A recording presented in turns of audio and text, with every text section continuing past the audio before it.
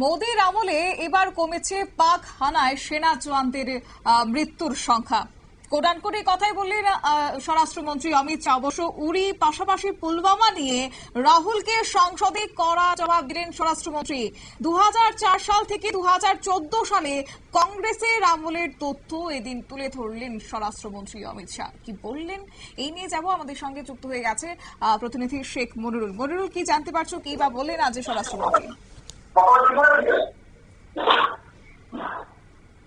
হ্যাঁ দেখো, একেবারেই 2004 এবং 2014 সাল মূলত কংগ্রেসের আমলে, যেটা কেন্দ্রীয় স্বরাষ্ট্রমন্ত্রী সংসদে বোঝাতে চেয়েছেন যে 1060 জন সেনাবাহিনীর জওয়ান মারা গেছে।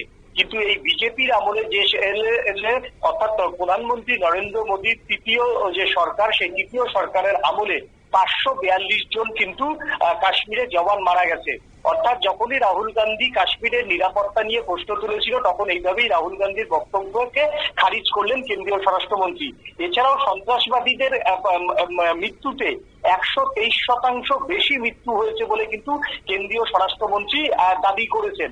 অর্থাৎ বিজেপির আমলে যে একেবারেই কাশ্মীর যে একেবারেই ঠান্ডা, সেটা কার্যত আজকে সংসদে এইভাবেই তথ্য তুলে প্রমাণ করার চেষ্টা করলেন কেন্দ্রীয় স্বরাষ্ট্রমন্ত্রী অমিত শাহ। শতাব্দী, ধন্যবাদ।